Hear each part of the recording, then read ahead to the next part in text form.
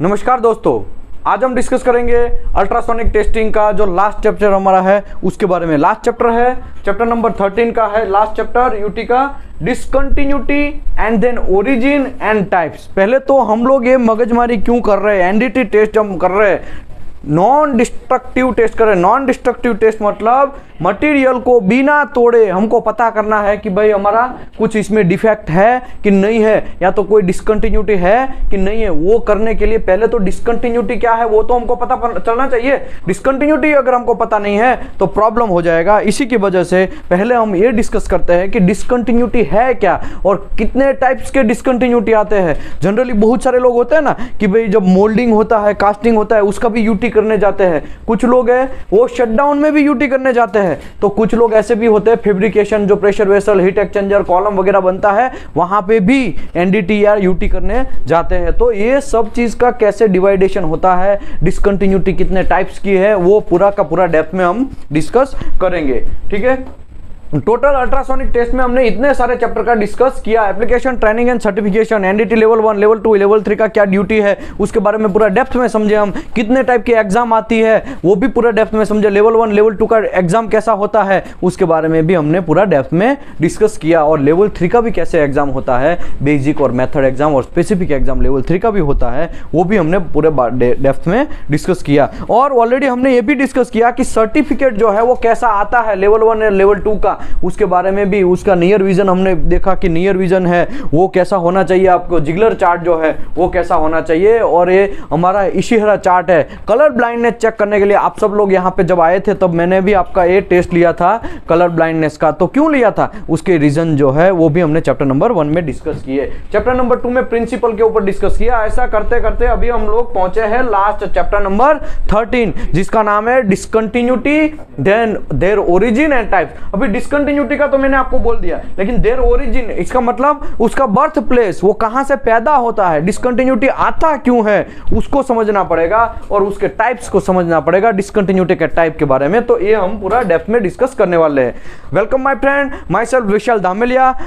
मैं आपका सभी का वेल्डिंग नॉलेज में स्वागत करता हूं। हमारा यूट्यूब जो चैनल है उसका नाम है वेल्डिंग नॉलेज। आप सर्च मारेंगे तो प्लेलिस्ट में आपको पूरा का पूरा लाइन बाय लाइन आपको बहुत सारे चैप्टर वहां से मिल जाएंगे। आप वहां से एक्सेस करके आपकी जो रोजिंदा लाइफ है, फैब्रिकेशन है, इंडस्ट्री है, शटडाउन है, उसमें आप वो नॉलेज को यूज कर सकते हैं। प्लेलिस्ट में जाना है, ठीक है, वेल्डिंग नॉलेज के। बाकी यहाँ पे हमारा जो हमारा इंस्टीट्यूट है उसका नाम है वेल्डिंग एंड एनडीटी सर्विसेज। हम यहाँ पे फ्री ऑफ कॉस्ट सभी, कोई भी एग्जाम हो तो आपको फ्री ऑफ कॉस्ट गाइडेंस करेंगे हम लोग। कभी कभी जो बैचेज होती है हमारे वहाँ पे, बैचेज में भी बहुत सारे लोग आते हैं, रहने का भी हम लोग फ्री ऑफ कॉस्ट देंगे। लाइट बिल भी आपको देना नहीं है, गैस बिल भी आपको देना नहीं है, गद्दा भी, सोने का गद्दा भी हम लोग देंगे, आपको कोई फीस नहीं है यहाँ पे, ठीक है। क्योंकि हम लोग किसके हिसाब से काम कर रहे हैं, जोर से बोलो, किससे काम कर रहे हैं? हमारा देश का नाम खराब नहीं करना है। कोई भी कंट्री में आप जाओ तो हमारा देश का नाम खराब नहीं करना है।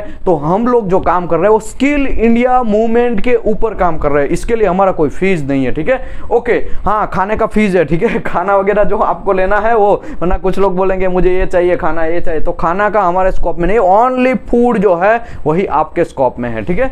मेंटेनेंस को खराब नहीं करने का, ठीक है, बोर्डिंग का।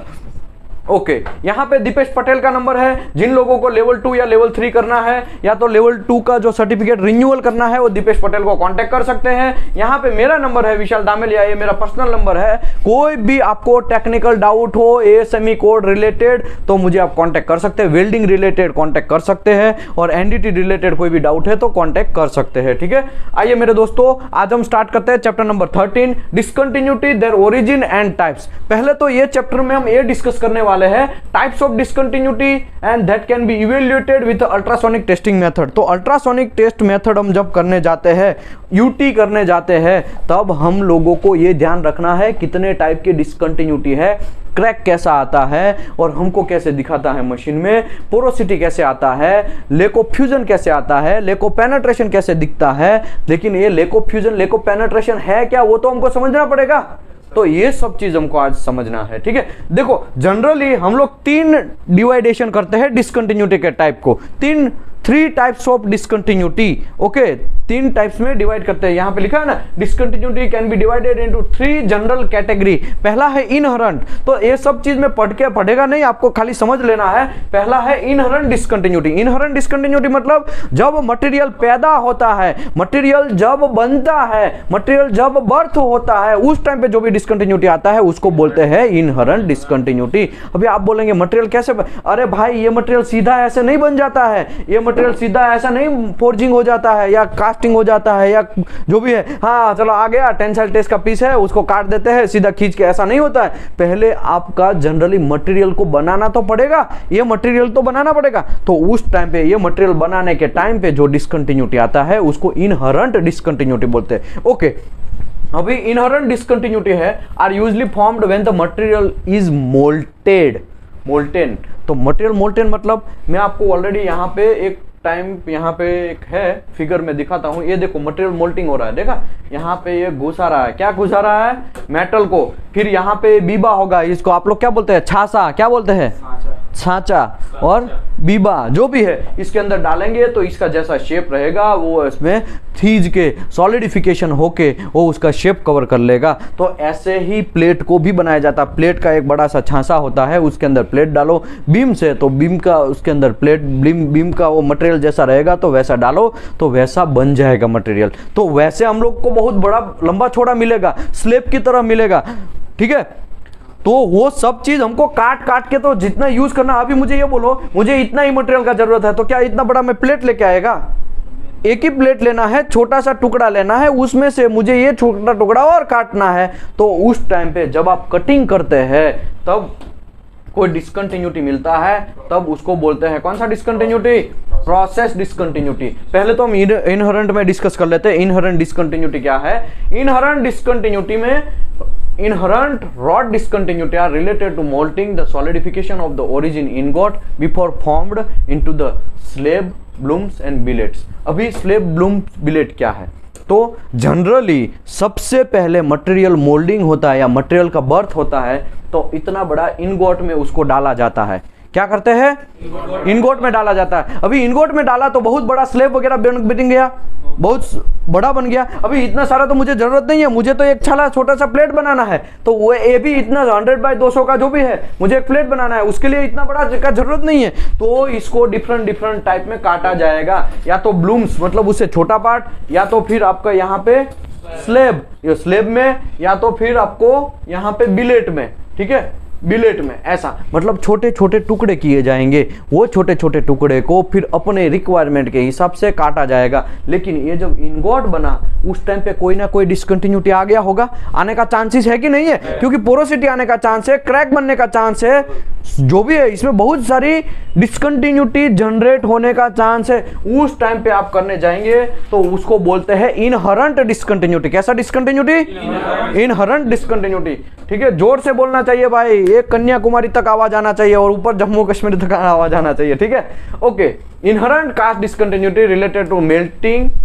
इनहरेंट डिसकंटिन्यूटी कैसा होगा? मेल्टिंग करेंगे तब, या तो कास्टिंग करेंगे तब, या तो उसका solidification of the cast article. देखो अभी मैं आपको कार्बन स्टील या स्टेनलेस स्टील की बात करता हूँ। जनरली वो 1200 डिग्री सेल्सियस से लेके 2400 सेल्सियस डिग्री टेम्परेचर रहेगा। जब उसको ऐसे डाला जाएगा ना, एकदम लावा जैसा रेड कलर का रहता है ना, उसको जब डाला जाएगा तो इतना टेम्परेचर रहेगा। जैसे ही हम डालेंगे ना, उसका टेम्परेचर सडनली फॉल होना स्टार्ट होगा। कैसा होगा? सडनली फॉल होना स्टार्ट होगा। आप देखते रह जाओगे, पलक झपकाओगे तो बहुत सारा उसका टेम्परेचर गिर गया होगा, मतलब कम हो गया होगा। उसको तो एटमॉस्फेरिक से रहने का आदत है ना, एटमॉस्फेरिक से रहने का आदत है, 16 या 35 या 40 डिग्री पे रहने का आदत है, तो वो तुरंत गिरेगा। और वो तुरंत जो गिरता है ना, उसी टाइम पे डिसकंटिन्यूटी आने का चांसेस है। तो वो डिसकंटिन्यूटी को हमको फाइंड करना है। उस डिसकंटिन्यूटी को हम अल्ट्रासोनिक टेस्ट में दिखाना है कि हाँ यहाँ पे देखो भाई, यहाँ पे क्रैक आया है, नहीं चलेगा। जैसे ही आपने ट्रांसड्यूसर ऐसे ऐसे हिलाया और पता चला, ये थोड़ा मशीन निकालो तो, ठीक है। Okay, processing discontinuity. अभी देखो आपने यहां पे बना तो दिया है इनगोट, लेकिन ये इनगोट को काटना पड़ेगा। इतना बड़ा इनगोट तो मुझे जरूरत नहीं है, गैस कटिंग से काटेंगे, या तो फिर ये काटने के बाद मुझे छोटे छोटे वेल्डिंग करने हैं, पार्ट करना है, ग्राइंडिंग करना है, मशीनिंग करना है, वो सब चीज तो करना पड़ेगा। तो उस टाइम पे डिसकंटिन्यूस गलत मशीनिंग हो गया, चलो तो वो भी एक डिसकंटिन्यूटी है ना। मशीनिंग का एक स्लॉट से ज्यादा यहाँ पे ज्यादा कट गया तो भी हो सके। ग्राइंडिंग मारने के टाइम पे जब ग्राइंडर है उसने ज्यादा ग्राइंड कर दिया तो भी डिसकंटिन्यूटी आने का चांस है। फोर्जिंग करने के टाइम पे हमने उसको ज्यादातर मारा लेकिन उसके अंदर क्रैक जनरेट हो गया तो वो भी चांस है। उस टाइम पे छोटा छोटा प्रोब निकालो ट्रांसड्यूसर, उस टाइम पे जो डिसकंटिन्यूटी आएगा तो उसको बोलते हैं कौन सा discontinuity? Process discontinuity are usually related to the various manufacturing process such as machining करेंगे तब आएगा डिसकंटिन्यूटी, या तो फॉर्मिंग करेंगे तब आएगा। एक्सट्रूडिंग, एक्सट्रूडिंग मतलब खींचना, चिंगम जैसे ऐसे खींचते हैं ना, तो मटेरियल को भी ऐसे जब गर्म रहता है तो हॉट एक्सट्रूडिंग या कोल्ड जो भी है आपको रिक्वायरमेंट के हिसाब से इसको खींचा जाएगा। जब खींचेंगे, मुझे ये बोलो ये है क्या है? इलेक्ट्रोड है, किसका है? ER309L, क्या लिखा है? ER309 का। ये फिलर है, इलेक्ट्रोड तो नहीं है, फिलर है। क्या बोलते हैं? इलेक्ट्रोड ये है, ठीक है, इसको इलेक्ट्रोड बोलते हैं, ठीक है। तो अभी मुझे ये बोलो इतना सारा मुझे ये इलेक्ट्रोड बहुत सारे बनाने हैं तो क्या मैं इसको इनगोट से डायरेक्ट बना लेगा? डायरेक्ट बनेगा? ये नहीं बनेगा। इसके लिए मुझे पहले ब्लूम्स में ट्रांसफर करना पड़ेगा, छोटे पार्ट में कट करना पड़ेगा। ब्लूम्स के बाद मुझे बिलेट्स में कट करना पड़ेगा। बिलेट के बाद मुझे रोड एंड राउंड बार जो भी चाहिए वो मिलेगा। ऐसे ही नहीं बन गया चलो भाई, हाँ चलो हो गया ना, एक काम करो मुझे इलेक्ट्रोड दे दो ताकि ऐसे ही आ जाता है। ऐसा नहीं है, इसमें बहुत सारी प्रोसेस होंगी। इसमें पहले इनगोट बनेगा, मटेरियल का बर्थ होगा, मटेरियल का बर्थ होने के बाद वो मटेरियल को छोटे छोटे पार्ट में टुकड़ा किया जाएगा। और जब छोटा छोटा पार्ट में टुकड़ा करते हैं तो कटिंग करते हैं, गैस कटिंग करते हैं कि नहीं करते हैं? इसको गैस कटिंग करना पड़ेगा कि नहीं करना पड़ेगा? छोटे टुकड़े में, या तो दूसरा कोई प्रोसेस से आपको कट करना पड़ेगा। कट करने के बाद और छोटा टुकड़ा बन गया और छोटा, फिर एक्सट्रूडिंग, फिर लास्ट में आपको ऐसा बिलेट बना तो उसको ऐसा खींचना पड़ेगा। वो मशीन रहता है, ठीक है, हाथ से नहीं खींचा जाता है वहां पे, ठीक है। तो ऐसा मत सोचने का, वो गर्म रहता है उस टाइम पे और उसको खींचते हैं तो तभी जाके ये चीज बनता है, ठीक है। तो ये सब चीज करने के टाइम पे प्रोसेस डिसकंटिन्यूटी जनरेट होता है। मतलब प्रोसेस में जब प्रोसेस करते हैं ये सब चीज का, कौन सा प्रोसेस? Machining, forming. फॉर्मिंग मतलब जोरदार ऊपर से मारना। वो दीपेश पटेल ने थोड़े दिन पहले वो एक वीडियो डाला था ना, एक गरम गरम एक स्लेब जैसा ऐसा निकाला, फिर ऊपर से दब दब करके मार रहा था, गरम गरम लावा जैसा था, तो उसको बोलते हैं फॉर्मिंग करना। मशीनिंग तो आपको पता ही है, मशीनिंग लेथ मशीनिंग में भी करते हैं, CNC मशीनिंग करते हैं, वो सब चीज एकदम शार्प अच्छा सा कटिंग लेते हैं, तो वो सब चीज। एक्सट्रूडिंग मतलब खींचना, रोलिंग मतलब रोल करना। प्लेट को 2 रोलर से रोल किया जाता है। यहाँ पे मैं रोलर दिखा देता हूँ, देखो यहाँ पे रोलर है, ये क्या है? ये रोलर है, ठीक है। ये रोलर में बीच में से डाला जाता है, इसको खींचा, ऊपर से अगर ज्यादा वेट देंगे तो वो पतला बनेगा, ठीक है। Hot rolling, cold rolling 2 type है, वो उसमें मैं नहीं पढ़ रहा हूं अभी। लेकिन ऐसा रोलिंग करने के टाइम पे भी डिसकंटिन्यूटी आने का चांस है। ज्यादा मटेरियल को दबाएंगे तो शायद एकदम पतला हो जाए, शायद वहां पे क्रैक बन जाए, हो सकता है कि नहीं हो सकता है? शायद लेमिनेशन बड़ा हो जाए, एक पोरोसिटी छोटा था शायद वो बड़ा बन जाए, ऐसा भी हो सकता है। तो ये सब चीज हमको समझना जरूरी है। ओके, इसके बाद वेल्डिंग। वेल्डिंग तो आपको तो पता ही है, ये सब वेल्डिंग इलेक्ट्रोड है, ठीक है। ये वेल्डिंग इलेक्ट्रोड है, ठीक है। ये वेल्डिंग इलेक्ट्रोड है। हेलो, ओके, ये वेल्डिंग इलेक्ट्रोड है, ठीक है। ये इलेक्ट्रोड है, इससे यहाँ पे 2 प्लेट है, उसको वेल्डिंग तो मारना पड़ेगा। जब वेल्डिंग मारेंगे तब यहाँ पे डिसकंटिन्यूटी आने का चांस है कि नहीं है? ये इलेक्ट्रोड गीला है, ये इलेक्ट्रोड वेट है, या तो ये इलेक्ट्रोड में पोरोसिटी वगैरह हाइड्रोजन बैठा हुआ है, वो यहाँ से मारेंगे धीरे धीरे तो क्लस्टर पोरोसिटी आने का चांस है। बराबर वेल्डिंग नहीं मारेंगे तो शायद lake of fusion, lake of penetration वो भी आने का चांस है। यहाँ पे दिख रहा है ना, अंडरकट, क्लस्टर पोरोसिटी, ये पीसी मैंने पहले से ऐसा बनाया है, यहाँ पे भी लम्प्स वगैरह बन गए हैं, तो ऐसा चांसेस है। तो इसको बोलते हैं वेल्डिंग मारने के टाइम पे जो भी डिसकंटिन्यूटी आता है उसको प्रोसेस डिसकंटिन्यूटी बोलते हैं। Heat treating, there are 7 types of heat treatment. कितने टाइप्स की हीट ट्रीटमेंट है? 7 type of heat treatment. Tempering, wash tempering, martempering, normalising, post weld heat treatment, post weld heat treatment, और कौन सा बच गया? हार्डनिंग, और एक लास्ट बच गया, कौन सा? सॉल्यूशन एनिलिन, ऐसा ऐसे तो बहुत सारे टाइप्स के अपने अपने हिसाब से, लेकिन generally material science and metallurgy के हिसाब से अगर बोला जाए, अगर माय पॉइंट ऑफ व्यू से बोला जाए तो 7 टाइप्स की हीट ट्रीटमेंट है। वो हीट ट्रीटमेंट में कूलिंग, शॉकिंग, वो सब चीज होता है। जनरली है ना, क्या होता है, मटेरियल को सडनली गर्म किया जाता है। सडनली गर्म करेंगे तो मटेरियल की भी फटेगी ना, प्रॉब्लम होगा ना कि नहीं होगा। तो उस टाइम पे जो डिसकंटिन्यूटी आता है उसको बोलते हैं प्रोसेस डिसकंटिन्यूटी। उसके बाद प्लेटिंग वगैरह सब करेंगे तो भी डिसकंटिन्यूटी आएगा, तो उसको बोलते हैं प्रोसेस डिसकंटिन्यूटी। अभी सर्विस डिसकंटिन्यूटी, भाई मेरा मटेरियल तैयार हो गया है, वेल्डिंग मारना, मार के मशीनिंग करके मटेरियल का बर्थ हो गया, उस टाइम पे भी कोई डिसकंटिन्यूटी नहीं आया, या तो आया है तो ये वो प्रोसेस में पकड़ा जाएगा, अगर नहीं भी पकड़ा गया तो सब ओके है, यहाँ पे भी चिपक गया तो यहाँ पे सर्विस डिसकंटिन्यूटी में जाते हैं। तो जब ये पार्ट सर्विस में जाएगा, सर्विस मतलब अंदर से फ्लूइड फ्लो होना स्टार्ट होगा, गैसेज फ्लो होना स्टार्ट होगा, उसको प्रोटेक्शन वगैरह सब चीज प्रोसेस में जब मटेरियल जाएगा, आपने देखा होगा ना बड़ी बड़ी रिफाइनरी होती है, उसमें से अंदर से कार्बन जाता है, सॉरी अंदर से मीथेन, इथेन, प्रोपेन, ब्यूटेन, वो सब चीज फ्लो, गैस फ्लो होते रहते हैं। कभी कभी सीएनजी जाता है, हमारे घर में भी गैस का सीएनजी का आता है ना, गैस का पाइपलाइन आता है ना, उसमें भी तो इरोड कोरोड होने का चांस है। कैसा इरोड कोरोड होने का चांसेस है, कोरोजन होने का चांसेस है ना। मैं आपको जनरली बोलता हूं ना कि बिगेस मतलब पेंटिंग एंड ब्लास्टिंग जो है उसको हम लोग नंबर 1 पे देते हैं। सबसे ज्यादा पैसा किस में है, पेंटिंग बिगेस में, या तो नेस में या एसएसपीसी में, उसमें सबसे ज्यादा पैसा। उसका रीजन क्या है, क्योंकि कोई भी इंडस्ट्री में जाओगे साला उसका तो जरूरत पड़ने ही वाला है, बिगेस वाले का या नेस वाले का या एसएसपीसी वाले का, उसका जरूरत पड़ेगा ही पड़ेगा। सीसी वाला कहाँ पे, जब नया प्रोजेक्ट होगा तो शायद, अगर शटडाउन होगा तो शायद छोटा मोटा टुकड़ा मारना है वेल्डिंग, तब एक अलग मैटर है, लेकिन नया प्रोजेक्ट होगा तो ही सीसी वाले का जरूरत पड़ेगा। लेकिन नेस, बिगेस और एसएसपीसी वाला कैसा है, सब जगह पे कोई भी नया प्रोजेक्ट है तो भी उसमें पेंटिंग ब्लास्टिंग करना पड़ेगा, पुराना प्रोजेक्ट है तो उसमें रस्टिंग हो गया तो भी उसको काम करना पड़ेगा, और नया कोई रनिंग कंडीशन में शटडाउन लिया है तो भी आपको काम करना पड़ेगा, पुराना हो चुका है और वापस उसको कुछ रिपेयर वगैरह सब सेटअप करना है, नया तोड़ के, तो भी किसका जरूरत पड़ेगा, पेंटिंग इंस्पेक्टर का। तो नंबर 1 जो है वो पेंटिंग इंस्पेक्टर का नंबर है, उससे सबसे ज्यादा पैसा मिलता है। और उससे बाद कौन सा पैसा मिलता है, मैं आपको समझाया, एपीआई, अमेरिकन पेट्रोलियम इंस्टीट्यूट जो है उसका कोर्सेज है 510, 576, 53, 936, 571, 577, 580, 581, ऐसे बहुत सारे कोर्सेज है, वो भी आप करेंगे तो आपको फायदा रहेगा, आपके करियर के लिए फायदा रहेगा। बाकी तो हमें क्या है, हम तो समझा के स्किल इंडिया के तौर पे मैं तो आपको समझा देगा। इसमें सर्विस डिसकंटिन्यूटी ऐसा होता है कि भाई related to the various service condition stress generate होता है, अंदर से जनरली मीथेन, इथेन, प्रोपेन जब फ्लो होता रहता है 10 साल के बाद उसमें थोड़ा बहुत थिकनेस कम हो जाता है तो ट्रेस की वजह से वहां से फट जाता है पाइप। ओके, दूसरा या तो फिर कोरोजन होता है, वहां से रस्टिंग का बगल में से पाइपलाइन गया है और वहां से पाइपलाइन गया है लेकिन उसके जस्ट ऊपर या नजदीक में कोई पानी वगैरह ऊपर से चिपक रहा है, टूट रहा है, निकल रहा है, ऊपर से हॉल हो गया है, वो पानी इसके ऊपर पड़ रहा है तो यहाँ पे भी रस्टिंग स्टार्ट होगा, तो वैसा कोरोजन होने का चांसेस है, तो उसको बोलते हैं सर्विस डिसकंटिन्यूटी। और फटिग्स भी है, उसको खींचने के बाद वहां पे कोई कंटिन्यूअस लोड लगता है, एक ही मटेरियल है, यहाँ पाइपलाइन है लेकिन इसके ऊपर बार बार लोड लगता रहता है तो भी उसमें क्रैक आने का चांसेस है या तो कोई डिसकंटिन्यूटी पैदा होने का चांसेस है। ओके, और इरोजन तो ऑलरेडी मैंने समझाया है, कोई भी पाइप है, पाइप के अंदर से फ्लूइड जाता रहता है, कंटिन्यूअस फ्लूइड जाता रहता है तो वो फ्लूइड भी अंदर घिसेगा ना, ये पाइप घिसेगा कि नहीं घिसेगा।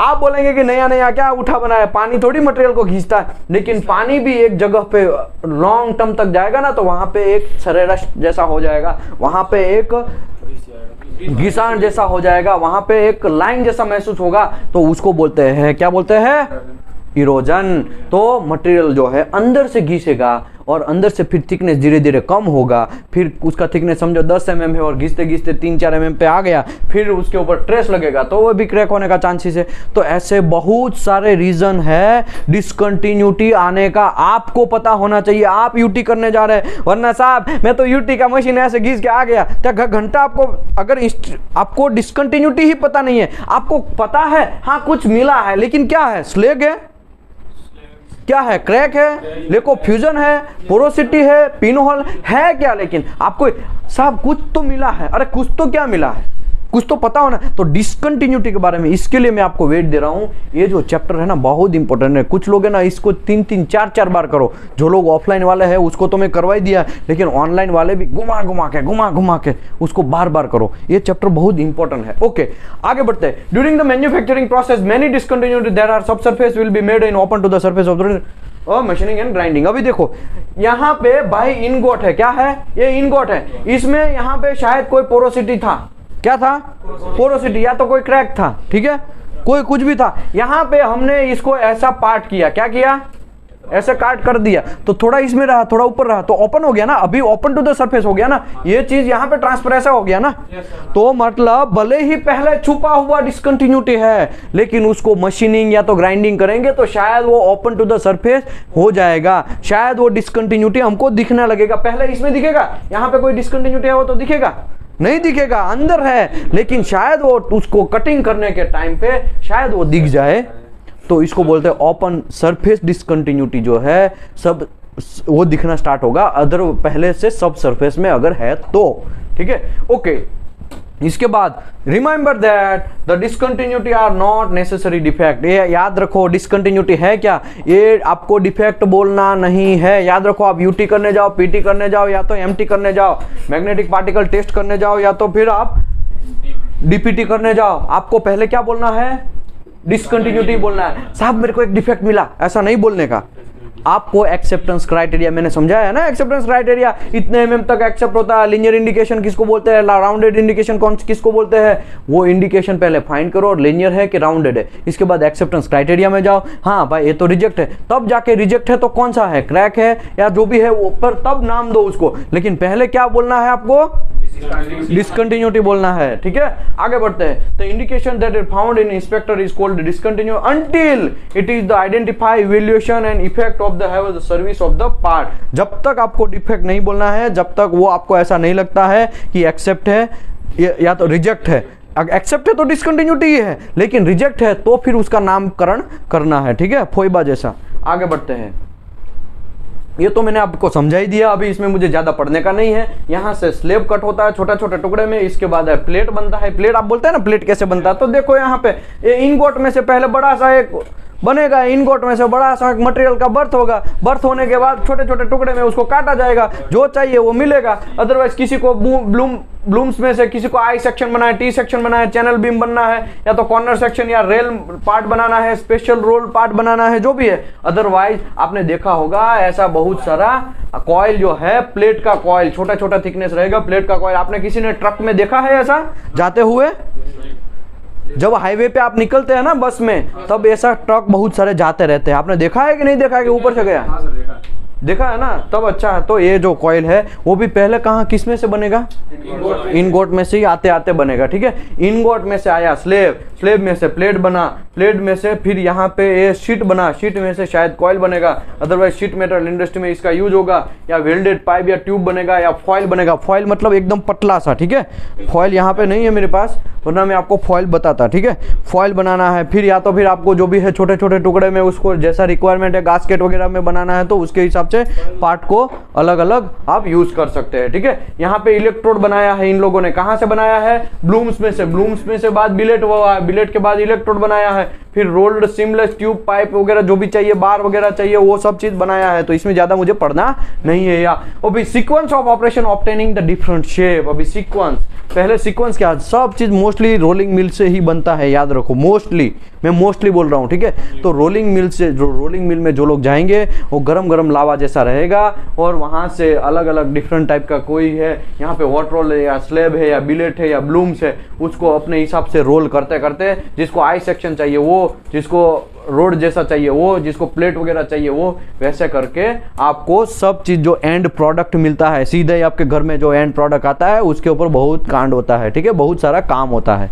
ओके, अभी हम बात करते हैं classification of discontinuity by origin, मतलब जब जन्म होता है तब कौन सा डिसकंटिन्यूटी आता है। हमने तो समझ में आ गया कि इनहेरेंट डिसकंटिन्यूटी पर मटेरियल का जन्म होता है तब, मटेरियल का बर्थ होता है तब, लेकिन उस टाइम पे क्या क्या डिसकंटिन्यूटी आने का चांस है। Non metallic inclusion, non metallic inclusion मतलब समझो कार्बन स्टील का मुझे मोल्डिंग या इनगोट बनाना है। क्या बनाना है? कार्बन स्टील का।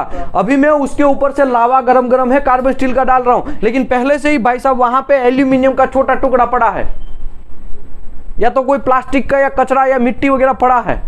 क्या है? मिट्टी वगैरह अरे पूरा साफ नहीं करेंगे। अगर बीबा है, छाछा है, उसको प्रॉपर्ली, छाछा क्या बोलते हैं आप लोग? छाछा, उसको प्रॉपर्ली साफ नहीं करेंगे तो क्या होगा?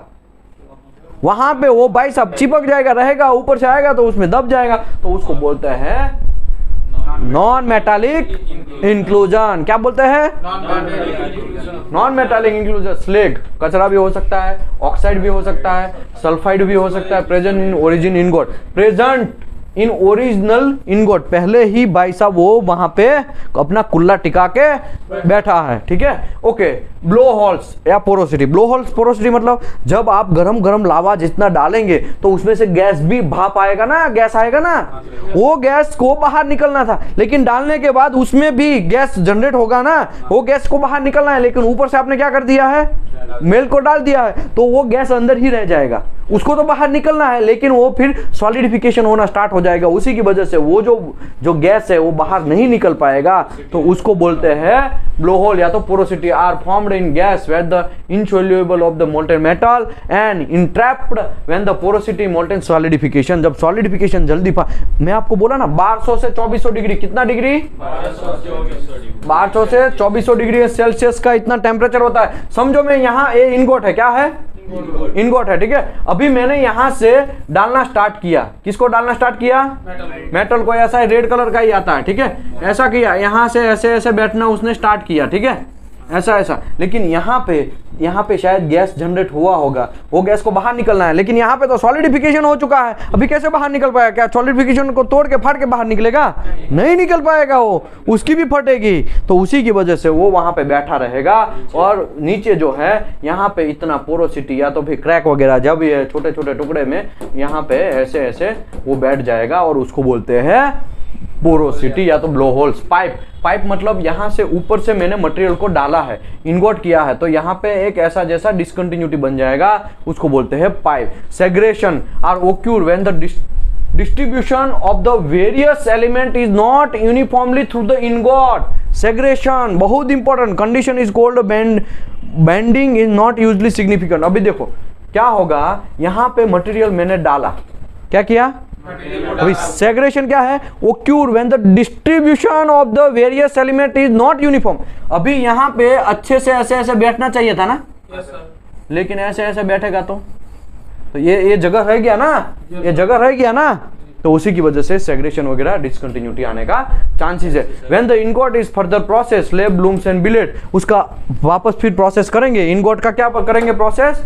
स्लैब ब्लूम्स एंड बिलेट्स में। यहाँ पे मैंने समझा है ना, ये इनगोट का हम लोग स्लैब बनाएंगे, ब्लूम्स स्लैब या बिलेट बनाएंगे, तो उसका फर्दर प्रोसेस करेंगे। तब उसने क्या लिखा है? When the ingot is further processed into slab, blooms and billet, it is possible to the above discontinuity change the size and shape. पहले क्या था समझो, मैं यहाँ पे आपको एक प्रैक्टिकली दिखा देता हूँ। यहाँ पे एक ऐसा डिसकंटिन्यूटी था, कैसा? 15 mm लॉन्ग में था। क्या हुआ? 15 mm लॉन्ग में। अभी मैंने यहाँ से ऐसे काट दिया, अभी आधा डिसकंटिन्यूटी शायद इसमें चला गया, आधा बाहर रह गया, तो उसका 15 mm का आधा आधा हो गया ना, तो उसका साइज एंड शेप बदल गया ना। तो ऐसा मैं बोल रहा हूं, जब एक फॉर्म में से दूसरा फॉर्म में आप काम करेंगे तो शायद डिसकंटिन्यूटी कैसा होगा? चेंज हो जाएगा। ऐसा होने का चांस है, इसके लिए यहाँ पे लिखा है, तो मुझे वापस नहीं पढ़ रहा हूँ। ठीक है, The discontinuity after rolled and formed is called lamination and stringer or seams depending on the type of the processing and original discontinuity. अभी देखो, जब आप रोल करेंगे, रोलिंग करेंगे, तब क्या होगा? मटेरियल के ऊपर फोर्स आएगा। मैं आपको एक रोलिंग का थोड़ा दिखा देता हूं। देखो यहाँ पे क्या होगा, इतना बड़ा लेंथ है, कितना है?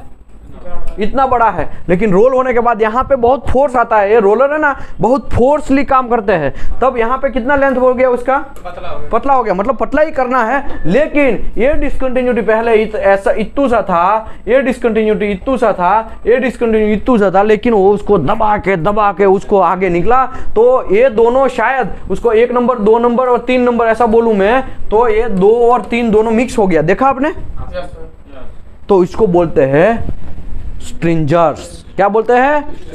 स्ट्रिंजर्स। ठीक है, यहाँ पे भी ऐसा हो गया, यहाँ पे भी ऐसा हो गया, ये 1 नंबर अकेला वो बड़ा हो गया, पहले छोटा था उसको बड़ा हो गया, ऐसा भी होने का चांस है ना। ऐसा जब आप दबा के उसको रोल करेंगे तब की मैं बात कर रहा हूं, तो ये चीज आपको समझना पड़ेगा। ओके, अभी आगे बढ़ते हैं। Hot tops are usually cropped in most of the discontinuity before the ingot and further process. Hot tops भी आने का चांसेस है। अभी देखो यहाँ पे मैंने ये मोल्डिंग जो गिरा रहा है उसका दिखाया गया है। समझो यहाँ से मैं गिराया, गिराने के बाद यहाँ पे उसका शेप ही कुछ डेंजर तरह का ऐसा कुछ है, समझो। अभी तो ठीक है सीधा दिखाया है मैंने, लेकिन इसका शेप थोड़ा कचरा जैसा है, ऐसा है इसका शेप, कैसा है, ऐसा है। तो यहाँ से 22 आपने डाला, यहाँ से आते आते यहाँ पे कितना डिग्री था, 1200 से लेके 2400 में कार्बन स्टील या स्टेनलेस स्टील की बात कर रहा हूं, समझो उसी की बात कर रहे हैं हम लोग, कार्बन स्टील की ही बात कर रहे हैं, ठीक है। तो यहाँ पे गिरते गिरते यहाँ पे धीरे धीरे चलते चलते क्या होगा, टेम्परेचर उसका डाउन हो जाएगा, और टेम्परेचर डाउन हो जाएगा, शायद यहाँ पे ऐसा गिरे तो यहाँ से ऐसे धीरे से फिर गिरेगा, और शायद ये गिर भी ना पाए, तो इतना एरिया में अभी फिर और कोई नहीं जा पाएगा, क्योंकि उसने ऐसा पैक कर दिया है वहां पे, ठीक है, उसके अंदर कोई घुस नहीं पाएगा। और शायद यहां से जोर से पहले गिरे तो उसके छोटे छोटे छींटे बन जाएंगे। वो ऐसा है ना, पानी जब हम ऊपर से नीचे डालते हैं तो उसके छींटे बहुत सारे उठते हैं ना, तो छींटे उठते हैं, तो और छींटा जैसे एरिया कम होता है उसका टेम्परेचर कम हो जाता है, तुरंत कम हो जाता है, छोटा का टेम्परेचर कम हो जाता है ना, और टेम्परेचर कम हो गया तो सॉलिडिफिकेशन जल्दी हो गया, सॉलिडिफिकेशन जल्दी हो गया तो उसको हॉट टीयर जैसा, आंखों में से आंसू कैसे आते हैं वैसा, तो इसका नाम है हॉट टीयर, ऐसा भी समझो आप, ठीक है। ये भी होने का चांसेस है। तो यहाँ पे बहुत सारे हॉट टीयर लिखा है ना, यहाँ पे हॉट टीयर आने का चांस है। श्रिंकेज केविटी, श्रिंकेज केविटी का मतलब आगे मैं समझाता हूँ, माइक्रो श्रिंकेज वगैरह।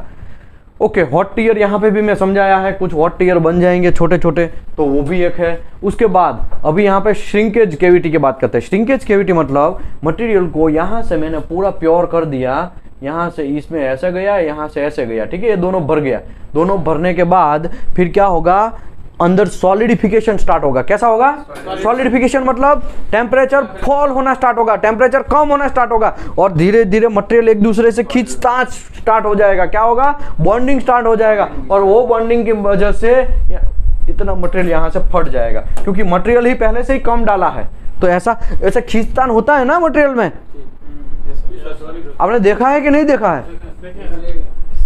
जब मदर जो है, आप हम रोटी की बात करते हैं, रोटी जब हम पकाते हैं तब उसको गर्म करते हैं तो कभी कभी बीच में जब फट जाती है, पता है ना, जब ऐसा करने के टाइम पे भी फट जाती है, वो खींचतान हुआ है, उसको सॉलिडिफिकेशन ही कर रहे हैं ना। पहले अब क्या था, एक एकदम पाउडर फॉर्म था, उसमें पानी डाला, फिर ऐसा घुमाया, फिर रोटी कभी कभी बनाने के टाइम पे फट जाता है ना, तो वही है चीज, नया कुछ नहीं है। फट क्यों गया, क्योंकि इस वाला जो एरिया था उसने भी खींचा नहीं भाई साहब, इसने भी खींचा नहीं, दोनों ने अपना अपना हिसाब से अपना बात खींच लिया, बीच में जगह रह गया, तो उसको बोलते हैं श्रिंकेज केविटी। क्या बोलते हैं, जोर से बोलो भाई।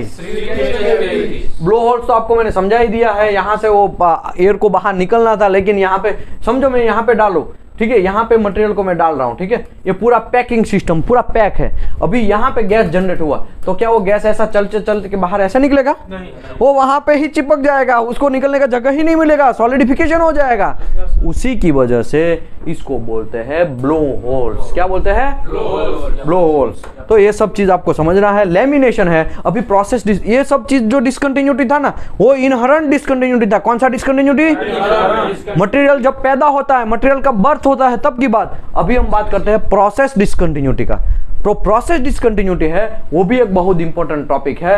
प्रोसेस डिस्कंटिन्यूटी में are those found in produce by forming और फैब्रिकेशन ऑपरेशन इंक्लूडिंग रोलिंग, या तो फोर्जिंग, या तो वेल्डिंग, या मशीनिंग, ग्राइंडिंग, या हॉट हीट ट्रीटमेंट, जो भी करेंगे उस टाइम पे जो डिस्कंटिन्यूटी आएगा उसको कौन सा डिस्कंटिन्यूटी बोलते हैं? Process discontinuity. तो ये लाइन मैंने समझाने के में करीबन 10-15 मिनट आपको समझाया, तो इसमें मुझे ज्यादा और डेप्थ में जाने का जरूरत नहीं है। तो यहाँ पे देखो, ये एक प्लेट है, क्या है? प्लेट है। ये पूरा क्या है? प्लेट है। प्लेट में कुछ दिख रहा है आपको? क्या दिख रहा है? क्रैक नहीं है, वो लेमिनेशन है, पूरा का पूरा अंदर तक जाएगा वो। और सबसे ज्यादा यूटी का काम, सबसे बेस्ट प्रॉफिट क्या है यूटी में? लेमिनेशन पकड़ने का। क्या पकड़ने का? Generally UT most of lamination में ही ज्यादातर यूज होता है, लेमिनेशन पकड़ने में। हाँ, लेको फ्यूजन भी पकड़ने में ज्यादा यूज होता है एक अलग में, लेकिन लेमिनेशन आरटी है, रेडियोग्राफी टेस्ट है, उसका क्या लिमिटेशन है? लेमिनेशन भाई साहब वो नहीं पकड़ सकता है। क्या नहीं पकड़ सकता है वो? और अल्ट्रासोनिक है हमारा बड़ा घोड़ा, हमारा हॉर्स। अल्ट्रासोनिक टेस्ट, उससे क्या पकड़ा जाता है? लेमिनेशन पकड़ा जाता है। लेमिनेशन मतलब ऐसा चीर गया है, देखो ये प्लेट दिखाया, देखा आपने, ये पूरा का पूरा एक ही प्लेट है, लेकिन ये बीच में से क्या हो गया है? फट गया है, तो उसी को बोलते हैं लेमिनेशन। क्या बोलते हैं? लेमिनेशन। यहाँ पे भी मैंने कुछ प्लेट को दिखाया है, यहाँ पे भी इतना फटा है और यहाँ पे भी ऐसा करके फटा है, यहाँ पे भी थोड़ा बहुत फटा है, देखा आपने? तो ये सब लेमिनेशन है। यहाँ पे भी देखो ये इसे ऐसा ऐसा फटा है, देखा आपने? ये लेमिनेशन है। लेमिनेशन मतलब चीर जाना। अभी मुझे ये बोलो, ये मेरे पास बुक है, क्या है? ठीक है, ये बुक है, अभी ये एक लेमिनेशन जैसा हो गया, ठीक है, ये लेमिनेशन जैसा हो गया, समझे कि नहीं समझे? ये पूरा का पूरा लेमिनेशन जैसा हो गया है। ओके, आगे बढ़ते हैं, मुझे इसमें ज्यादा डेप्थ में नहीं जाना है, लेमिनेशन आपको पता चल गया है। ओके, अभी ये भी मैंने समझा दिया है। अभी वेल्डिंग डिसकंटिन्यूटी के बारे में डिस्कस करते हैं। वेल्डिंग डिसकंटिन्यूटी बहुत टाइप्स की है। वेल्डिंग डिसकंटिन्यूटी, यहाँ पे मैं एक टेस्ट पीस है, पता है ना, ये टेस्ट पीस में तो मैं आपको डेली पढ़ा रहा हूँ। इसमें पिन होल भी है, क्रैक भी है और अंडरकट भी है, और यही प्लेट में लेको फ्यूजन भी है, लेको पेनेट्रेशन भी है। मैंने ये सब चीज आपको दिखाया है, लेकिन आपको प्रैक्टिकली मैंने ये दिखाया है, लेकिन जनरली कैसा होता है वो थोड़ा देख लेते हैं। यहाँ पे वेल्डिंग डिसकंटिन्यूटी, तो follow the type of process discontinuity, ये भी एक प्रोसेस डिसकंटिन्यूटी का ही पार्ट है, क्योंकि प्रोसेस में हम वेल्डिंग मारना वो एक वन ऑफ द प्रोसेस है, राइट? अभी क्या होगा, यहाँ पे स्टार क्रैक, देखो क्रैक्स के अपने हिसाब से बहुत सारे लोग अपने अपने हिसाब से पार्ट पाड़ते हैं। क्रैक, स्टार क्रैक, तो इसमें कोई दिखा सकता है स्टार क्रैक कहाँ है? इसमें स्टार क्रैक हमने एम्प्टी में पकड़ा था, किसी को याद है? ये प्लेट में, यहाँ पे ये जो है ना, यहाँ पे जनरली ये स्टार क्रैक जो है ना, वो वेल्डिंग स्टार्ट में, वेल्डिंग एंड करने में। वेल्डिंग जब स्टार्ट करते हैं आप, जब वेल्डिंग का शुरुआत करते हैं तब स्टार्ट पॉइंट में आता है, या वेल्डिंग क्लोज करते हैं उस टाइम पे आता है, समझे आप? ओ भाई सोने का नहीं, तब ठीक है। ओके, ट्रांसवर्स क्रैक भी आता है, लॉन्जिट्यूडनल क्रैक आता है, ट्रेस क्रैक आता है, चारों साइड से पकड़ा हुआ है, ऐसे खींचेंगे तो मटेरियल में भी, साइड में भी ऐसा होता है, बहुत सारा ट्रेस पड़ता है, उसकी वजह से ट्रेस क्रैक आता है। पोरोसिटी आपको पता है, यहाँ पे दिखाया स्लैग इंक्लूजन है, वो कचरा है। स्लैग इंक्लूजन क्या है? कचरा है। और टंगस्टन इंक्लूजन है, वो जब GTAW वेल्डिंग मारते हैं तो उसमें टंगस्टन होता है आगे ऐसा, और वो टंगस्टन से, ये क्या है, ये ऐसे में W का है, ऐसे ऐसे मारेंगे ना, वो ऐसे में यहाँ पे होल्डर रहेगा, वो सब चीज। लेकिन जब GTAW मारते हैं तब ये प्लेट फिक्स रहेगा। यहाँ से आपको, ये तो पहले से प्लेट मेरा एक हाथ पकड़ नहीं सकता इसके लिए, बाकी ये फिक्स है। ये ऐसा टंगस्टन का एक अलग रोड आता है, फिलर आता है, नॉन कंज्यूमेबल होता है उसको। नॉन कंज्यूमेबल मतलब उसको जाना नहीं है मटेरियल के अंदर। ये फिलर जो है वो पिघलता जाएगा, फिर धीरे धीरे आपको इसको आगे बढ़ाना है। यहाँ पे ऐसे ऐसे वेल्डिंग होता है। GTAW का मैंने वीडियो ऑलरेडी बनाया है, एकदम लंबा छोड़ा, तो आप देख लेंगे तो पता चल जाएगा, ठीक है? तो उस टाइम पे जो क्रैक आता है, सॉरी कोई इंक्लूजन आता है, वो टंगस्टन इंक्लूजन होता है। लेक ऑफ पेनेट्रेशन, तो इसमें एक लेक ऑफ पेनेट्रेशन है, देखा यहाँ पे लेक ऑफ पेनेट्रेशन, एक पार्ट पेनेट्रेट प्रॉपरली नहीं हुआ है तो इसको लेक ऑफ पेनेट्रेशन बोलते हैं। और लेक ऑफ फ्यूजन भी होता है, अंडरकट भी, अंडरकट तो बहुत सारे हैं, लेक ऑफ फ्यूजन भी बहुत सारे हैं, ठीक है? ओके, बहुत सारे लोग क्रैक का और भी डिवाइडेशन करते हैं। तो पहला है welding discontinuity, there are following types of process discontinuity है, इसके बहुत सारे डिसकंटिन्यूटी के पार्ट है। पहला क्रैक्स है, क्रैक तो आपने देखा ही होगा, ठीक है? केविटी है मतलब पोरोसिटी जैसा है, ठीक है, केविटी। उसके बाद सॉलिड इंक्लूजन, सॉलिड इंक्लूजन मतलब टंगस्टन इंक्लूजन, कॉपर इंक्लूजन, ये सब चीज, कचरा कुछ भरा हुआ है तो वो इंक्लूजन हो गया, ये सब चीज, स्लैग इंक्लूजन, वो सब चीज है, ठीक है? उसके बाद lake of fusion and penetration, lake of fusion and penetration मतलब प्रॉपरली मटेरियल फ्यूज नहीं हुआ है, ये प्रॉपरली वेल्ड हो, जब आप वेल्ड करते हैं तब ये भी प्रॉपरली पिघलना चाहिए, ये दोनों बेज वाला भी, बेज मेटल है वो भी पिघल के बराबर अंदर घुसना चाहिए। लेकिन कोई एक है ना, टेम्परेचर करंट कम ले लिया है आपने, तो शायद एक बंदा ना पिघले, तीनों पिघलना चाहिए। कौन कौन पिघलना चाहिए? एक इस साइड का बेज मेटल, एक ये बेज मेटल और एक ये इलेक्ट्रोड, ये तीनों पिघलने चाहिए। लेकिन तीनों में से कोई एक नहीं पिघलेगा, ओ चाचा, तीनों में से कोई एक नहीं पिघलेगा तो क्या होगा? लेक ऑफ फ्यूजन आने का चांसेस है। लेक ऑफ पेनेट्रेशन मतलब जब ये वेल्डिंग मारते हैं तब वेल्डिंग जो है एकदम रूट तक नहीं पहुंचेगा। तो यहाँ पे देखो ये वेल्डिंग मारा है लेकिन यहाँ रूट तक नहीं पहुंचा है, ले तो ये है, उसको बोलते हैं लेक ऑफ पेनेट्रेशन, ठीक है? ओके, फिर इनपरफेक्शन, शेप एंड डायमेंशन, तो ये भी एक है, मिसलेनियस इनपरफेक्शन ये भी है। ओके, अभी इंपॉर्टेंट है क्रैक्स का। तो क्रैक के कितने डिवाइडेशन है? Crack the imperfection produced by the local rapture of the solid state and when may arise the effect of the cooling or traces. Crack are more significantly over time the imperfection and geometrical procedure and very large stress concentration of the crack tip and making them the likely cause fracture blah blah blah। बहुत सारा चीज लिखा है, लेकिन आप इतना समझ लो crack जो है कितने टाइप्स के हैं। लॉन्जिट्यूडनल क्रैक मतलब ये मेरा प्लेट है, ठीक है, ऐसा क्रैक आएगा उसको लॉन्जिट्यूडनल, ऐसा क्रैक आएगा ट्रांसवर्स। ये वेल्डिंग ऐसा है ना, यहां पे मैं दिखाया ना ऑलरेडी, यहां पे लॉन्जिट्यूडनल क्रैक मतलब ये मेरा वेल्डिंग है, ठीक है, ये वेल्डिंग की लाइन में कोई भी ऐसा क्रैक आएगा उसको लॉन्जिट्यूडनल क्रैक बोलते हैं। ट्रांसवर्स मतलब ये वेल्डिंग मैंने ऐसे मारा है, ठीक है, लेकिन ऐसा क्रैक आएगा उसको बोलते हैं ट्रांसवर्स क्रैक। क्या बोलते हैं? Transverse crack. Radial crack, radial crack अभी मैं आपको बताता हूं। समझो ये मैंने वेल्डिंग, ये पाइप का मैंने मारा है, क्या मारा है? ये पाइप का वेल्डिंग मारा है, लेकिन ये पूरा का पूरा ऐसे राउंड में क्रैक आया है, यहाँ पे पूरा राउंड में क्रैक आया, तो उसको क्या बोलते हैं? रेडिएटिंग, या तो crack radiating from the common point. एक पॉइंट से स्टार्ट होगा, दूसरे पॉइंट से ऐसा आगे बढ़ता जाएगा। Okay, crater crack. Crater crack मतलब जब वेल्डिंग स्टार्ट होता है तब, या तो वेल्डिंग एंड होता है तब आने का चांसेस। ये स्टार क्रैक जैसा ही है, एक ही ब्रांच, एक पॉइंट रहेगा उसका, उसके में से बहुत सारे क्रैक पैदा होंगे, ठीक है, एक सेंटर पॉइंट होगा, उसी में से बहुत सारे क्रैक ऐसे निकलेंगे ब्रांच जैसे, ठीक है, ऐसा। ओके, लास्ट है ब्रांच क्रैक। ब्रांच क्रैक भी बहुत डेंजर है, और branch crack grouping of the connecting the crack और originating from the common crack, ये भी एक बहुत डेंजर है। ब्रांच क्रैक है जनरली हेडर, वो सब चीज़ का वेल्डिंग पाइप टू हेडर होता है, और या तो आपका जो ब्रांच कनेक्शन होते हैं वहाँ पे सबसे ज़्यादा क्रैक आने का चांसेस है। ओके, अभी है भाई एक दो ही पेज बचा है, ठीक है, तब फिनिश करते हैं। Forging discontinuity. फोर्जिंग डिसकंटिन्यूटी आप जब मारते हैं ना दब दब दब जोर से, वो दीपेश ने डाला था ना थोड़े दिन पहले, वो लावा जैसा एक मटेरियल था, उसके ऊपर से ऐसा हाइड्रोलिक ऊपर से दब दब कर रहा था, मार रहा था, उस टाइम पे जोर मारने के टाइम पे भी क्रैक आने का चांस है कि नहीं है? मटेरियल के अंदर मटेरियल फटने का चांस है कि नहीं है? मटेरियल की भी बैंड बच जाएगी। ओके, उस टाइम पे भी कोई फोर्जिंग क्रैक आने का चांस है, फोर्जिंग लैप्स आने का चांस है।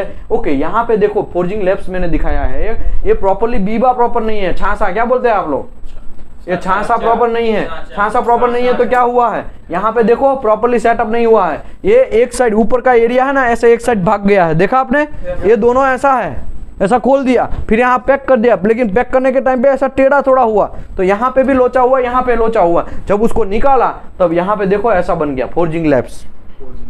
अगर यहाँ आपको देखना है, समझो ऐसा है बीबा या छासा, ठीक है, उसके अंदर मेटल को आप ढालेंगे, मेटल को ढालेंगे या तो फिर ऊपर से फोर्जिंग वगैरह सब ऐसा करेंगे, तब यहाँ पे देखो ये प्रॉपरली सेट नहीं हुआ, देखा आपने, वो वहां पे ऐसा सेट कुछ प्रॉब्लम हो गया होगा छासे में या तो बीबे में, या तो फिर फोर्जिंग करने के टाइम पे कुछ लोचा हो गया होगा, उसी की वजह से ऐसा फोर्जिंग लैप आने का चांसेस है। ग्राइंडिंग जब करते हैं, जब ग्राइंडिंग ऐसा करते हैं तब हीट प्रोड्यूस होता है, यहाँ पे ग्राइंडिंग करते हैं तो हीट प्रोड्यूस होता है ना, तो उस टाइम पे भी क्रैक आने का चांस, मटेरियल की भी फटेगी, क्या होगा, फटेगी, और यहाँ पे भी ऐसा क्रैक ऐसा जनरेट होने का, ग्राइंडिंग की वजह से भी क्रैक होने का चांसेस है, ठीक है। आगे बढ़ते हैं, और यहाँ पे देखो ये सर्विस डिसकंटिन्यूटी के बाद जब मटेरियल सर्विस में जाता है, ये मैंने हुक तो प्रॉपरली बना दिया था, बराबर मैंने फोर्जिंग किया, बराबर मेरा मटेरियल बर्थ भी हुआ था, उस टाइम पे कोई डिसकंटिन्यूटी नहीं था, इनहेरेंट डिसकंटिन्यूटी नहीं था, उसके बाद प्रोसेस किया, उसका मशीनिंग किया, तब भी कोई डिसकंटिन्यूटी नहीं था, लेकिन ये सर्विस में जब आया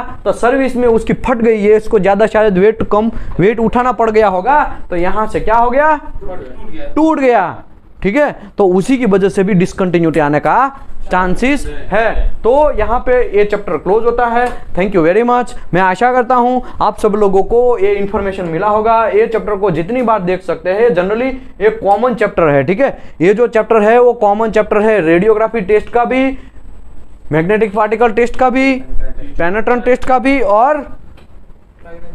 और यूटी का, ठीक है, ये सब का कॉमन चैप्टर है। आप लोगों को ये पूरा सीरीज में मजा आया होगा। Thank you very much. अभी आज के बाद हम दूसरा कोई सीरीज स्टार्ट करेंगे। Thank you very much.